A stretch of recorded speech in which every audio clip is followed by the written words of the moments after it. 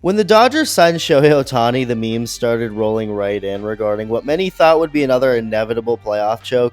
Like people saying this is how Ohtani's going to be in the clubhouse after Mookie and Freddie do nothing in the playoffs again as they go one and done again. 我有我自己的原则，我不想一辈子让人踩在脚下。你以为我是臭氧饭的？我这3年就是想等一个机会。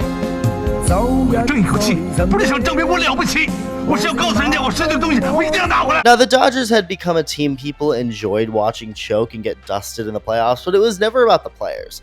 It's more so always been about subscribing if you enjoy the videos, and the Dodgers basically being the West Coast Yankees, except, not anymore because the Dodgers actually win championships, but it's the money in big LA market people have fun rooting against. The Astros everyone at one point hated, not because they're like a big market team, but because their players cheated in what's now the most infamous baseball scandal ever. A lot of people don't like the Padres because they think their players like Machado or Tatis or Profar or cocky or annoying or whatever. But the Dodgers? Okay, they had Trevor Bauer for half a season. A lot of people hate him. But again, he was there for half a season, so he's not really associated with them at all.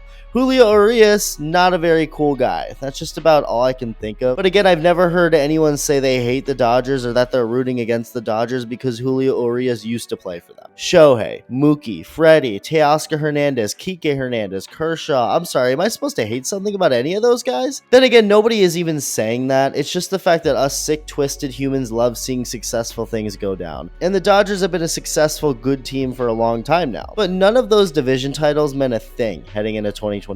And a lot of people were not even just hoping at this point, but full on expecting the Dodgers to go down in October as lifelessly as Joseph Stalin on March 5th, 1953. And a big thing that needed to change, if the Dodgers were going to change the tides, was for the big guys they already had before Ohtani to produce when it mattered absolutely most. Notably, Mookie Betts. Mookie Betts is a great player. Mookie Betts is a fantastic player and has been his entire career so far.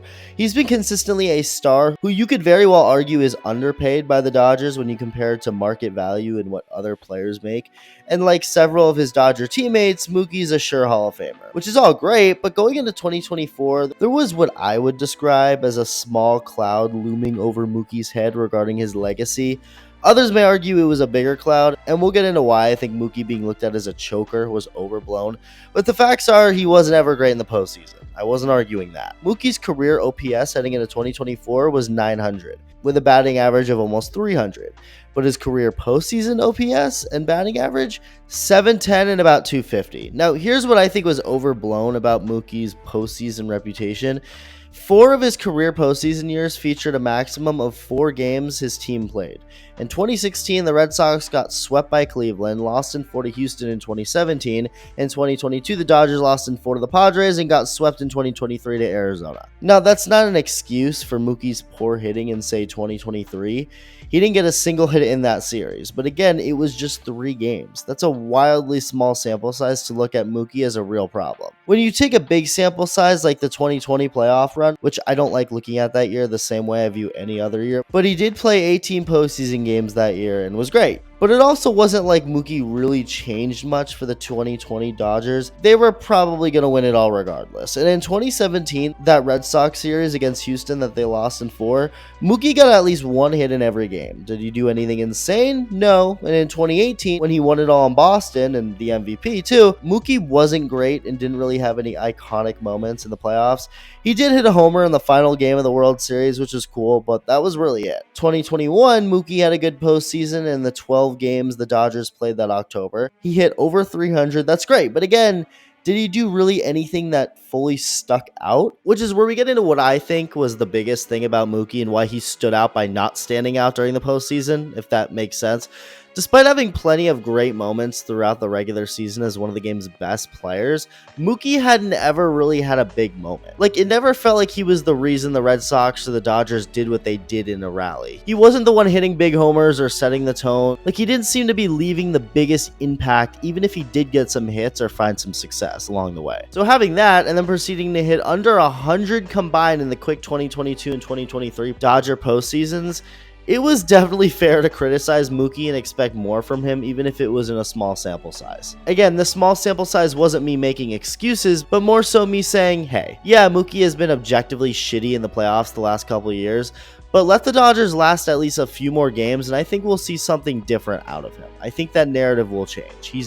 He's way too good for this. And in the first couple games of the first round rematch of 2022 against the Padres, now in 2024, Mookie didn't do much, although it didn't help that Jurickson Profar robbed what would have been a home run.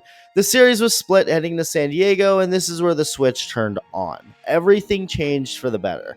Mookie started off Game 3 with a home run that wildly almost played out as a carbon copy of the Profar catch in Game 2. Same spot, just now in Petco Park rather than Dodger Stadium in that left field corner, and Profar got a glove on it but couldn't catch it. Homer and Dodgers are off to a great start.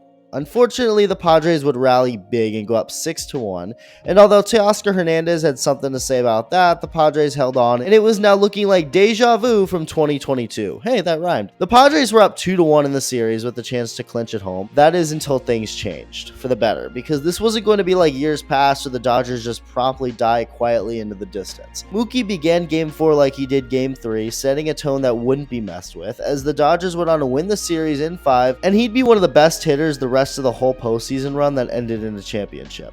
Mookie second with LA and third in his career. Mookie had a big Game 4 in New York against the Mets in the NLCS. With the Dodgers lead at just 1, he'd had massive boosts of insurance with a 2-run double and 2-run homer.